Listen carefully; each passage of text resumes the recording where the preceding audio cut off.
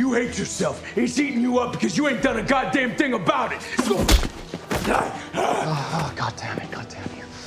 In front of this god, I'd rather die as the devil and live as Mount Murdoch. Being a Daredevil used to be a figure of speech till Netflix and Marvel joined forces to give us a character so likable that he's extended his existence to the MCU as well. On that note, let's take a look at the top 25 times when Daredevil flexed too hard. You're the lawyer. If you're looking for the man Hector Ayala saved on the subway platform, sadly he's no longer here.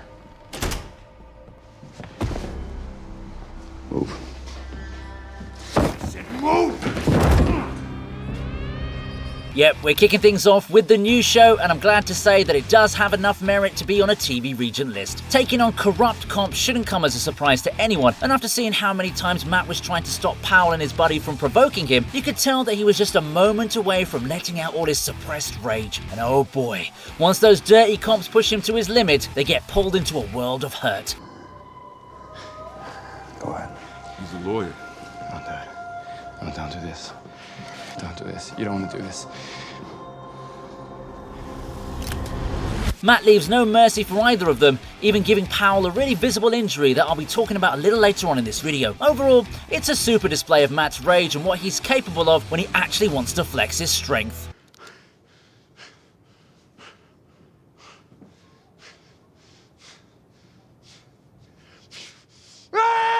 Drop the gun! Drop it! You okay, sir? Yes. Get in your apartment. Lock the door. What about you? I'm good. Daredevil's first name was the Devil of Hell's Kitchen, and I personally like that name a lot better because it's got such a nice ring to it. He kinda owns that persona in this scene too, as he beats down the dogs of hell after breaking all the lights, ensuring that he's fighting in his own backyard. Darkness.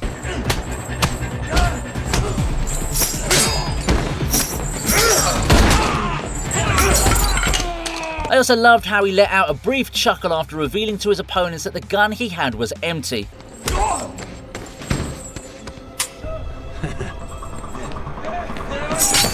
Bro dominated the fight even after that, so I guess we can all safely say that there's no normal human who can compete with his skill set. Oh, and I gotta give props to the cinematography too, because the camera was following the action through and through.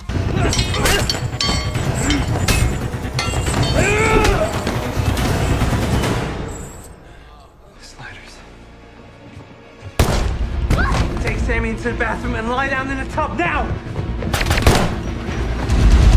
Saving people is a run-of-the-mill thing for Daredevil, but sometimes he does it with a lot more ease, such as in this home invasion sequence. Nadim's a great guy in general, and he didn't deserve the eventual hand that was dealt to him, but at least here, Matt managed to save him and his family from certain harm.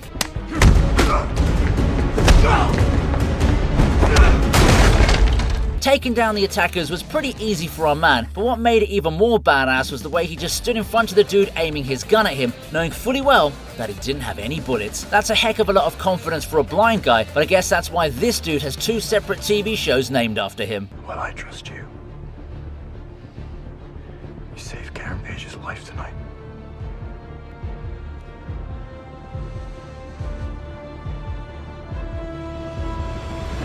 So I owe you one. Officer Powell, good morning. I'm told you have a black eye. I hope everything is okay. Yeah, don't worry about it. You know, there's this thing they say in boxing, the best cure for a black eye is fast hands. Objection. Sustained. Come on, Mr. Murdoch. Beating down police officers is one thing, but then mocking them in an open court is a whole other flex. Matt accomplishes this against Powell when he makes a rather hurtful comment about his black eye. Keep in mind that Matt himself is the one who gave him that injury, so it's essentially him flexing over Powell because he knows the dirty cop can't say anything about it in court. You know, Murdoch, I bet Judge Cooper would be interested to hear that you're interfering with a police investigation. Oh, I think you mean a shakedown. Well, doesn't exactly seem ethical. I bet he'd throw you right off the case. Well, at least I won't go to jail. Using a boxing analogy was nasty work, and even the judge had to step in because I'm pretty sure that wasn't the only burn Matt had in his mind. It's a very simple statement, and it establishes Matt as the dominant force right from the get-go. Even though Powell feigned ignorance during his questioning, we could see that Matt still got what he wanted from this session. The confidence on display showed us a very different side of Daredevil, although you're gonna get pretty used to me saying that about this show moving forward. Is that why you did it? You have yourself a nice day, He had a family. He had a future, and you took that away from him. There are 25 goons in the building. 7 below us, 8 in the front, and 10 in the hallway. How do you know that? I can hear their heartbeats. You can hear their heartbeats? Come on, that's a little far-fetched. If you're a fan of anime and isekai, then you'll be familiar with the harem genre where the MC just keeps adding girls to his group till he becomes some kind of ultimate Riz master. Well, Matt Murdock is the live-action version of this character, and you'll see a couple more such instances moving forward in this video. Seeing a She-Hulk entry in a TV Regent video is like finding a beef steak at a vegan barbecue. But here we are anyway. The scene is quite simple, as Matt reveals to Jen that he can identify the number of their opponents by listening to their heartbeats. Naturally, she doesn't buy it, but when Bro activates Chad mode and tells her that he can hear hers as well, while also mentioning how her heart is beating quite rapidly. I can hear yours too. Your heart's beating pretty fast. What? No, it's not. I'm healthy. This was enough to make even someone as spiteful as Jen fall for him, which is a pretty neat accomplishment, given that Matt falls under the 3 unholy categories for such women, being straight, white, and male. Yeah, and I will do my thing. You don't have a thing. You don't ever do this. Just follow my lead. Okay, I guess that's pretty cool. That's great. Thank you. Well, I have some good news, Peter. I don't believe any of the charges against you are going to stick. Wait, seriously? I knew it. Nice. Oh my God, Mr. Murdoch, thank you. Thank you, That's amazing. Flexing your reflexes in front of a character who literally has a sixth sense skill named after his hero name is noteworthy AF, and Daredevil achieves that in this short yet highly effective cameo. Spider-Man No Way Home was so overwhelming because of Tobey Maguire and Andrew Garfield coming in that we almost forgot about Matt Murdock's brief appearance that basically confirmed his continuity in the MCU. Being able to grab that brick in an instant was super slick, and even Peter Parker was shocked to see how fast Daredevil was. Peter, you may have dodged your legal troubles, but things will get much worse. There is still a court of public opinion.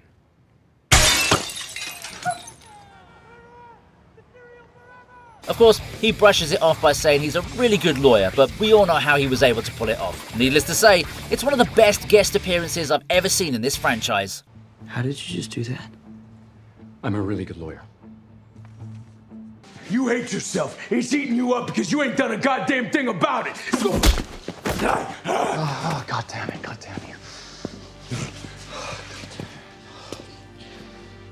Sorry.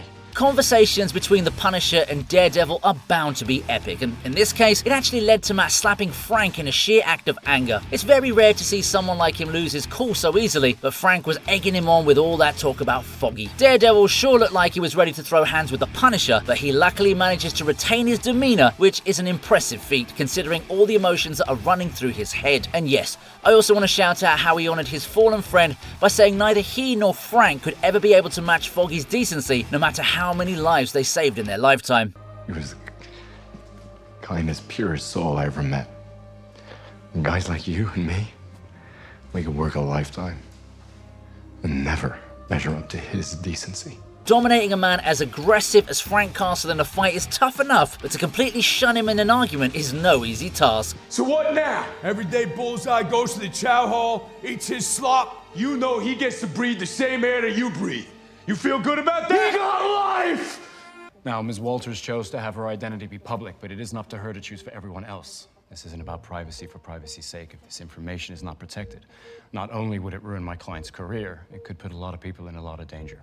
And all over one man's misuse of a suit. I'm in agreement with Mr. Murdoch. Motion to compel discovery is denied. Yep, I'm just as shocked as you are that in a Daredevil video, we've got not one, but 2 scenes from She-Hulk. In my defense, both these scenes have been flexing too hard to be ignored, so they deserve their spots for sure. The first one was a simple case of blind charm, but this one right here reminds us once again that Matt Murdock is a super smart lawyer. The way he dismantles Jen's case in the matter of just a couple of minutes was some serious savagery on display. Mr. Patilio, what kind of fuel did you use in your boosters? Jet fuel. Wait a minute, you used jet fuel in your boosters? Because that's not what my instructions said. What? No, I didn't. He's lying. Bro didn't even need to take the case seriously and gets the whole motion dismissed once he exposes Jen's client for not even following the defendant's instructions in the first place. Yes, this does make She-Hulk look really stupid and a careless lawyer, but given how the show went, well, I'd say it's great to finally see something that the audience enjoys. Luke, Yes, clown. I just wanted to apologize For daring to question my craftsmanship. Is there any way that we could go back to you being my tailor? Jennifer, Jenny, Jen. No, because I hate you now.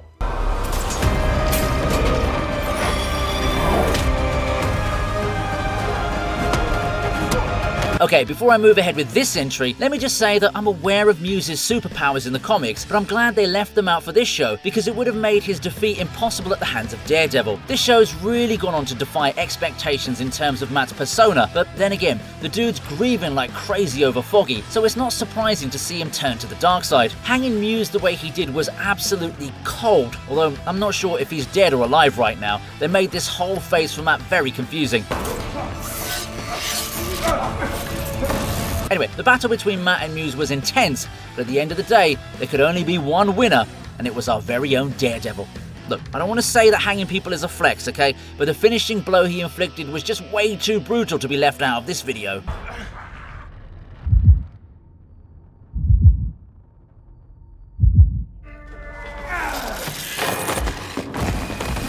You're probably wondering what a man who can't see is doing in an art gallery. I didn't want to be forward. I'm told by my guests my apartment's a bit stark.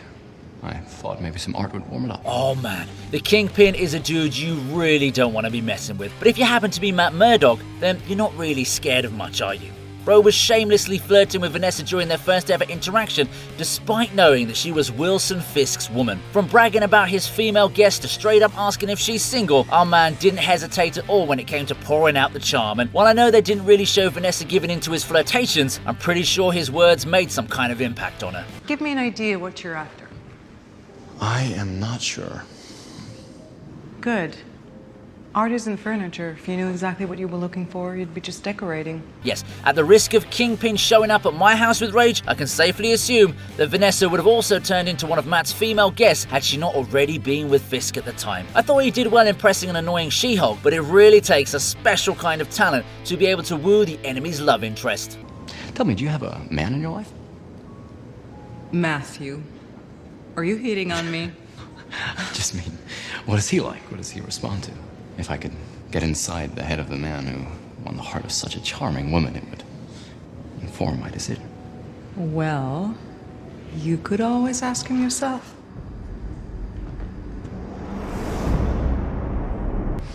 You don't trust? Oh man, I never really understood this Nobu dude because until I watched Daredevil, I only knew it was a super famous Japanese restaurant that rappers like Kanye West and Drake would mention in their songs. Anyway, Nobu in Daredevil was a whole other beast, and he really gave our hero a run for his money during their first fight. However, during this particular encounter, Bro had to incur Matt's wrath after losing his girl Elektra via sudden sacrifice. Yeah, heroes don't usually react well to the heroines dying, and in this case, Matt genuinely went for the kill.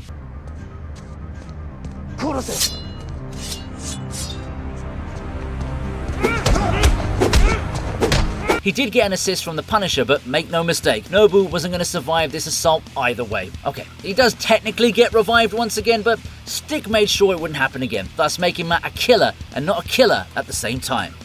That really is some kind of special achievement, don't you think?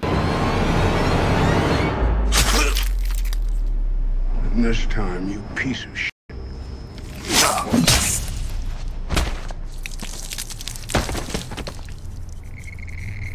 Last chance, I will not hesitate to put you down. On your knees, do it. Keep your eyes on. All right, nice and slow.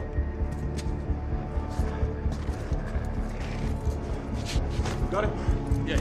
Normally, the good guys beat the Russians and hand them over to the cops in American movies because, well, just take a look at the films of the 80s and 90s or even the 2000s for reference. Here though, Matt Murdock saves the injured Russian and takes down two corrupt cops in a riveting encounter. Vladimir wasn't an angel, but Matt needed him for information, so when he realized that the cops apprehending them were actually corrupt, he wasted no time in showing them why they shouldn't mess with the Daredevil. What about this asshole? Take care of him like we were told. No witnesses. Vladimir literally catches a stray bullet in the middle of all the chaos, which I personally found to be hilarious. The flex is the bro was able to do all of this while cuffed, so he was technically fighting with a disadvantage. And yeah, for good measure, he knocks out Vladimir again, just to avoid any excess drama. How bad are you hurt?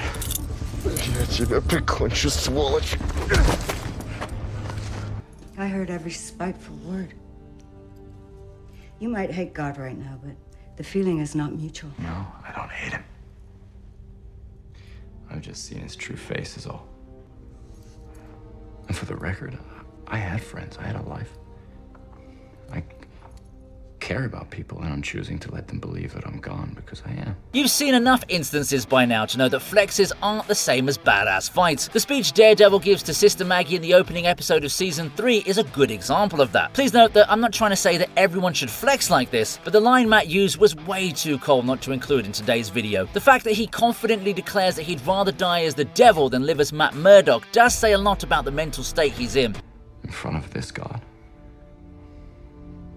I'd rather die as the devil than live as Matt Murdock. This is a man who's done being a nice guy and would rather assume his alter ego to be his true persona. His addiction to being Daredevil just makes the whole thing extremely deep. I also like the way he communicates with his eyes throughout the speech. The speed and frequency of his eyelids closing or not closing all the way, or even him closing his left and right eyelids varying paces, was a great touch to further the impact of the speech. Most importantly, the devil of Hell's Kitchen seemed like he finally wanted to have a conversation with God, and not a pleasant one. God rained shit and misery on the life of his most perfect servant, and still, Job would not curse him. You know what I realized? Job was a pussy. You kill him, we have nothing. You die.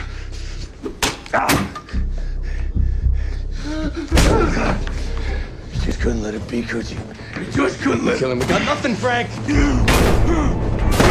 It's important to claim the W only after genuinely achieving your goals. This was the one lesson that the Punisher may not have learnt up until the point where Daredevil had to explain to him that he was trying to kill the wrong target. We all know about the fake blacksmith situation, and so did Matt, which was why it was important for him to stop Frank from needlessly killing the wrong guy. Frank, we're here for the same reasons, all right? I want the blacksmith just as much as you, but he's not him. I know when someone's telling the truth, Frank. He's not. Bullshit, just get out of here! Naturally, the Punisher didn't take too kindly to this truth, so he started lashing out at Daredevil for it. That's exactly where this flex comes in. Matt's able to beat him with relative ease, as compared to earlier, when he was even struggling to make an impact. Maybe it's because Frank was demotivated or whatever, but I'm not taking that as an excuse. Daredevil owned the Punisher fair and square. Bro even got him to start ranting about not being given a moment of peace thanks to his due diligence. I mean, this is how kids throw a tantrum, so it was quite a sight to see someone as deadly as the Punisher behave that way. Just couldn't let me have it, could you? You just couldn't let me have it. 1 second in peace. It's right there. You had a sweep in. You feel good about yourself.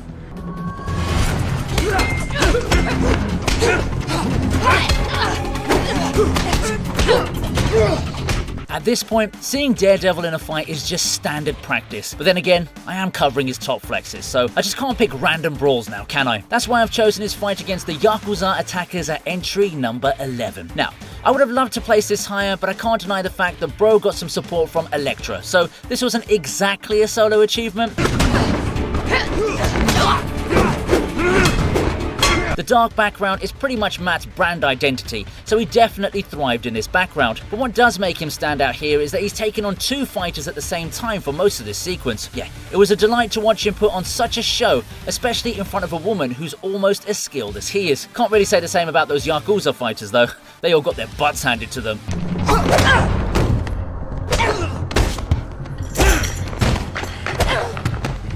Can you see me? No. Not see exactly. It's different. Top 10 time calls for some serious flexing. So how about the time when Matt finally revealed to Karen that he's not just a blind lawyer with exceptional riz? Now, you'd think that this is more of a revelation scene than a flex scene, but take a look at how he proves to Karen that he does have the exaggerated senses synonymous with Daredevil. The man's able to deduce everything about Karen on her way here, like even the Indian restaurant where she had a drink. He even tells her how he can sense her nervousness after hearing this because he can hear her heartbeat too. Now, that would have freaked me out for sure if I was in her place. See, I can smell the curry on your clothes, and I can taste the Jamesons off your lips. I know that just telling you all that makes you uncomfortable. Because I can hear your heartbeat. Well, judging from her reaction, I'd say she's doing the same thing, but she does have the common sense to realize that Matt did save her life, even though he may have hidden something important from her. What really worked for me was how Matt was just agreeing with Karen, and she lashed out at him for not fighting back. See, women are just way too hard to understand, right? This dude is an elite level womanizer and can't even crack the code to what they're thinking. Also, I love the finishing touch when Karen realizes that Matt could even sense when she nodded. Bro was way too smooth for a guy confessing his lies. How can I be this mad at someone who saved my life? Because he's your friend, and you cared for him, and he broke your trust. Yeah, stop agreeing with me. It's making it worse. I'm gonna let you kill that kid. Oh, he's already dead. I caught up with the van while you were f***ing around with no boost, man. I put an arrow in that thing's heart. Ah yes, the typical trope of the student surpassing his sensei has been seen across multiple films and TV shows, but here it means something entirely different for Matt, as he's up against Stick, who can actually relate to him better than most. Now, if I were to explain this scene in layman's terms, then it's a couple of blind dudes fighting each other, but if you look at the moves they put on display, you'd think that I was lying about their disabilities.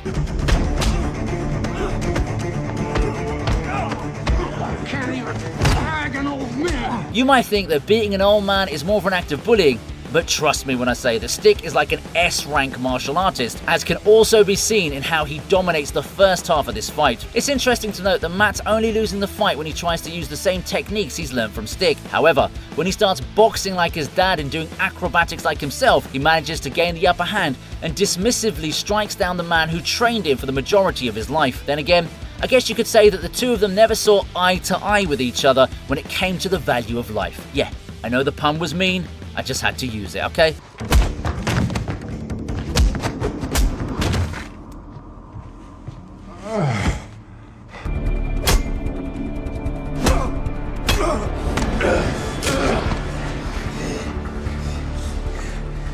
No killing. Altar boy. It's a completely different level of flexing when you not only end up saving someone as badass as the Punisher, but stopping him from killing anyone else in your presence. That's exactly what Matt Murdock does when he comes to save Frank Castle from his kidnappers, and it's a pretty cool sequence in general, even if you're not a fan of either character. Now look, it's not like the Punisher needed to be rescued or anything, because he does manage to break free, or as it's better described in the episode, he's loose.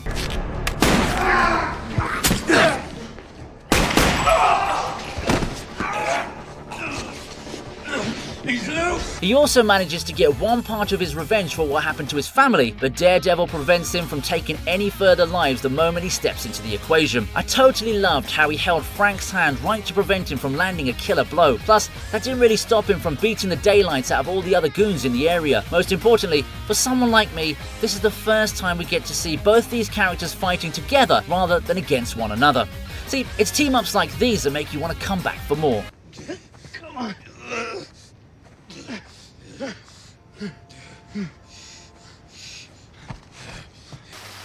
No.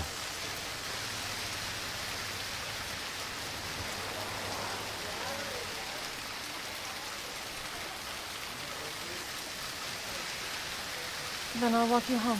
I've mentioned already how Matt Murdock's flexing doesn't just extend to fighting, but here, his wrist skills are maxed out to a whole other level. Karen Page is an exceptionally beautiful woman, and the only exception where I can actually compliment a woman named Karen. Naturally, our boy Matt seems to have some kind of spidey sense when it comes to rizzing attractive women, so he goes for broke in this rainy scene, which comes out quite well. As a matter of fact, now that I've spoken about spidey sense, this scene actually reminds me of the upside-down kiss between Spider-Man and Mary Jane in terms of the whole vibe. I like how they showcase all of Matt's heightened senses, which exaggerates Karen's heartbeat and breathing. But damn, even without the dramatization, you could tell she was getting really excited over the notion that she was gonna get kissed.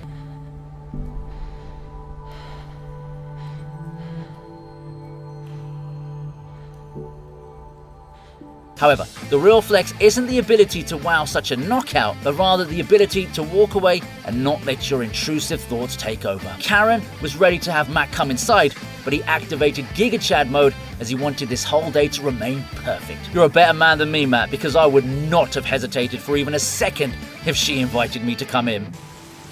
Good night, Karen. Good night.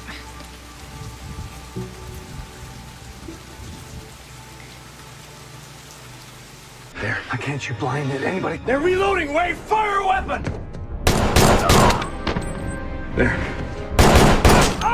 Daredevil's principles were a little twisted back in the days of his Netflix rendition. I mean, the guy wasn't ready to kill anyone himself, but he had no problem helping others do it. In this scene here, Matt acts as visual support for Nadeem while he shoots through a car, which I know sounds a bit odd considering the guy's blind. However, we all know that his abilities allow him to see in a different way, and he uses his skills to provide Nadeem with the assist he needs to score a blind kill shot. Okay, maybe calling it a kill shot is excessive, because we don't see any confirmed kills, but Matt didn't tell Nadeem where to shoot, so if he landed a hit in the head or the heart, my logic would have applied. Imagine how useful he'd be on top secret stealth missions. This was definitely the highlight of the sequence for me. But the real flex was seeing Matt break a woman's windshield with another guy's body and then calmly walk away, pulling off his whole blind act. Bro really went from, "I'm the devil of Hell's Kitchen," to, "Hello, can someone help me? Please, I'm so blind."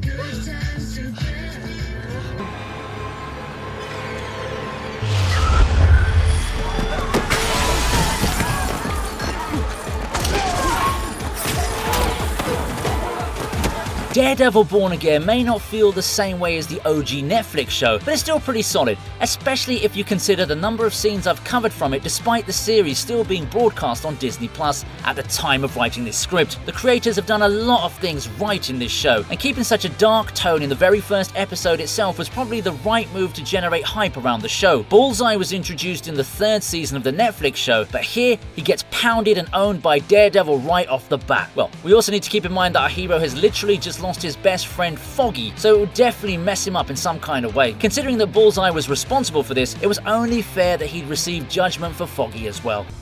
I'm sorry. What? Who?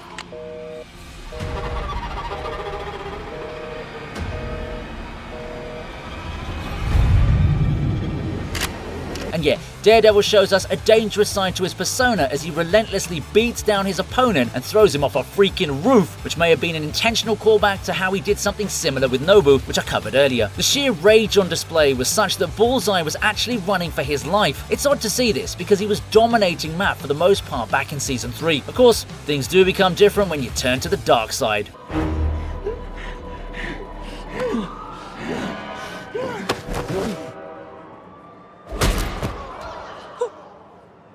I wanted to make this city something better than it is. Something beautiful. You took that away from me! Ah yes, this was the grand finale of the first season and the moment all of us had been waiting for. Yes, Daredevil and Kingpin do face off against each other earlier, but that was after Matt got heavily injured by Nobu, so I wouldn't consider that a fair fight. Here though, the both of them are on equal footing, with Matt even having his new outfit for extra aura. The fight was just what we hoped it would be, with both opponents giving it their all and not holding back for their victory. You know, I always found it funny how Matt relies on his super hearing and sensory skills, along with all the various fighting styles he's learned throughout his life. Whereas when it comes to Wilson Fisk, it's only about street brawling and screaming like an animal.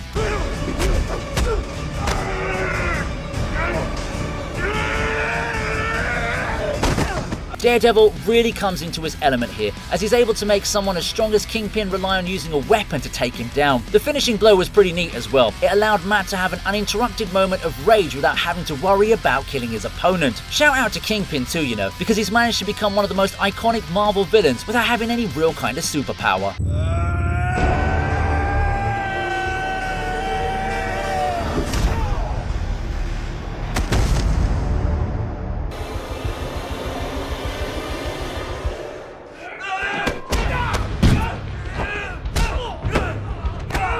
I wish I could have included some of the Punisher's solo scenes in this video, but the main subject is Daredevil, so I'll go with him. Now, the prison scene where Frank Castle loses it is easily one of the highlights of the show, so I guess Matt Murdock wanted to emulate it in his own way here. Taking down all of these prisoners was a neat display of skills, and even though he struggled during the fight, he didn't back down and made sure no one was left standing. I mean, the prisoners didn't even seem to be enough for Bro, as he went on to beat up a couple of the guards as well, that too with their own batons. I like how the music becomes a lot faster and more dramatic dramatic as Matt's rage grows stronger with each hit throughout the scene. It's the behavior of a man who's done being backed into a corner. Also, I think these guys never seem to realize that Matt's not what they'd call an ordinary man. Kudos to the realism on display here too, like when Matt hits the guard's helmet with his baton and a piece of it breaks off because of it. Despite my praises though, and also despite the scene making it to number 3, I'll still admit that it doesn't top Frank's prison scene.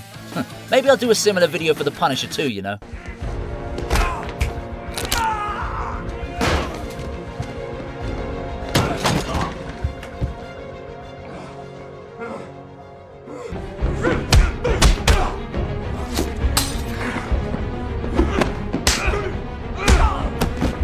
Okay, I know the word predator is kind of reserved for people like Epstein, Diddy, and, as Kendrick Lamar loves to remind us, Drake, but the term actually extends to anyone who hunts down innocents in order to achieve their own desires. Keeping that in mind, Kingpin and Bullseye pretty much fight right into the definition I just gave you, so seeing the both of them getting owned by Daredevil was a beautiful way to end the epic Netflix show. Okay, I'll be honest, okay? It's not like the both of them were attacking Matt at the same time. Rather, Bullseye may have even softened Fisk enough for Matt to take him down, but Daredevil did fight the both of them, so it still counts. I love how he eventually almost smashes Kingpin's skull and only stops when Vanessa begs him to.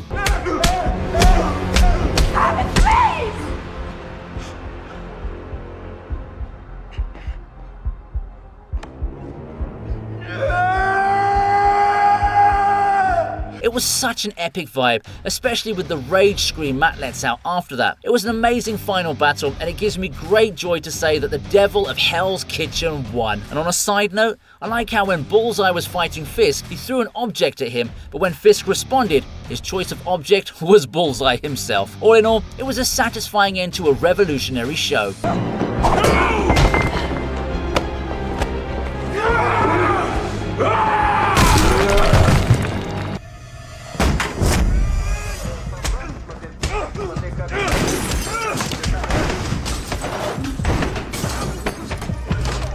Isn't it ironic that we're starting and ending this video with the second episode of the first season from each of the Daredevil shows? It's not like I planned it that way either, you know. There's no way this wasn't going to be number 1, because this was the scene that got the viewers hyped for what Daredevil could be. It's the first intense battle we witnessed from the show, and it presents Matt Murdock flexing against multiple opponents in the realest way possible.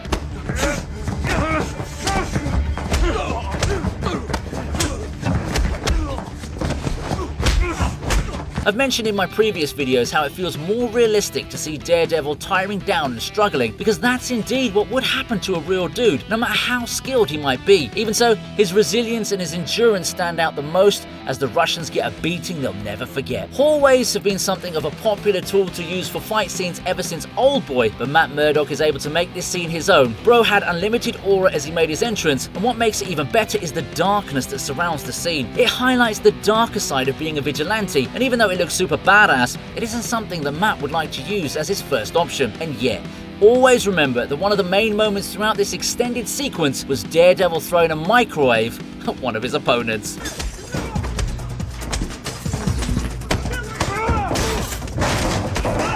Hope you liked the video. Please subscribe to the TV Regent, and here's another video that I know you're going to enjoy.